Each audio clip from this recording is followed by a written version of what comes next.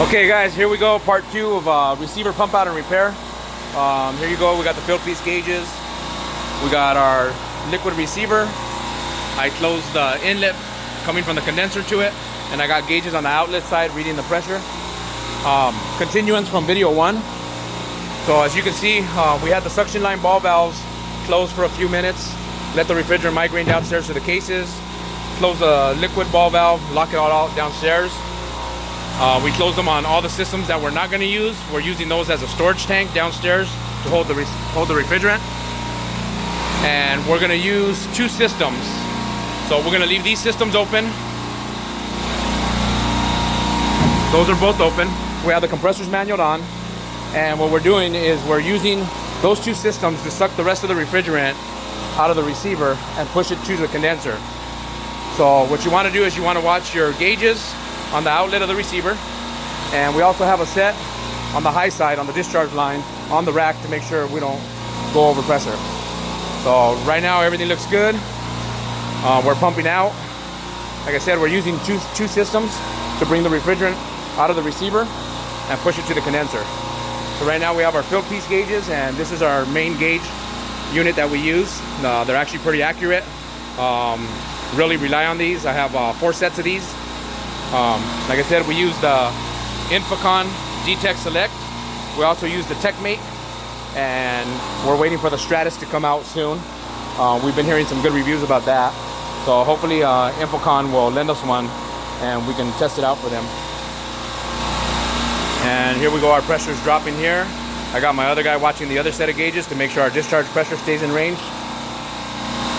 And once we get down to about 10 psi, we'll go ahead and we'll pull the plugs off the receiver and reseal the threads on them. So this is actually pretty easy. A lot of people like to just isolate the receiver, pull the gas out to another system, or use a recovery machine. This is actually a lot easier. It allows you to use the system as its own recovery machine and push all the gas to the condenser. So let's turn our light back on here. This is one of the quicker ways of doing it. Recovery machine actually takes a lot longer. A lot of people will actually use a different rack with the same gas in it, and that takes even longer. So this is the quickest way to do it, the fastest way, and the most safest way to do it. You're actually using your cases downstairs as a storage tank to isolate 90% of your gas down there.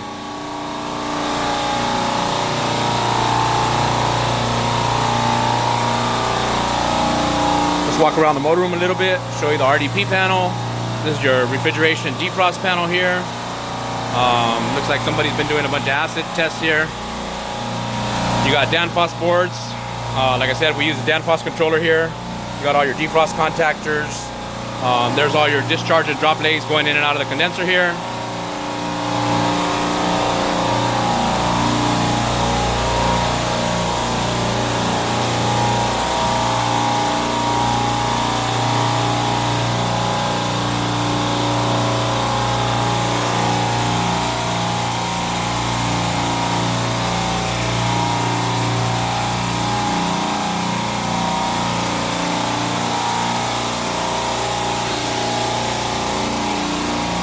Like I said, we are ATI Refrigeration and HVAC School, coming to you guys soon. We will be opening by summertime. We will be teaching supermarket, refrigeration and HVAC. We'll be touching on EMS with Danfoss, Comtrol, CPC, RMCCs, all the EMS systems that are out there. So we'll be showing how to program them, how to troubleshoot them. And also we're going to be doing a supermarket advanced refrigeration classes, give you guys a little up and up on the field out there. So you know, a lot of these guys coming out of the trade schools right now ain't really learning anything, and we're going to change that in the industry real soon here. We do have a GoFundMe page up, ATI Refrigeration HVAC School. Would appreciate it if you guys can help donate so we can get the school going and get these kids some knowledge. They can actually come out and, you know, start to do the work instead of the contractors having to train them over and over again. We're going to eliminate that. We have a couple partners, and we've all been in the field over 15 years, built supermarkets, retrofitted supermarkets, you name it, we've done it. All the big chains in LA, and we just want to make a difference in the industry and stop letting these trade schools take advantage of our new techs coming out.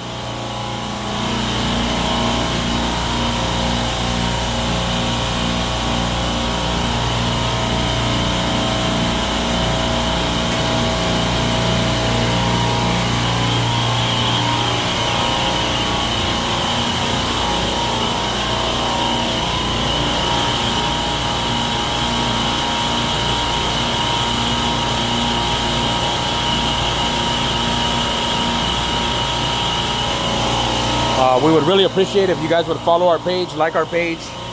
If you guys could share our page with your friends, co-workers, whatever it may be, help us get out there. Help us get some funding to get this school open. And we'll be doing videos to show you guys. Anybody that needs troubleshooting, you can send us a message. We'll respond back to you. We'll help you out.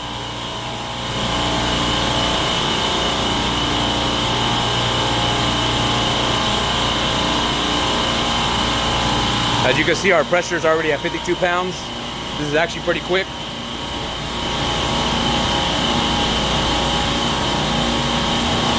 Like I said, this is the fastest way, the easiest way, and the most safe way to do this. So we will be showing you guys a lot of tips and tricks on how to do stuff that nobody has showed you guys, nobody wants to show you guys, and we'll stop from having guys show you the wrong way of doing things here. So this is video number 2. I'm going to go ahead and end it here, and I will be creating video number 3 in a few minutes.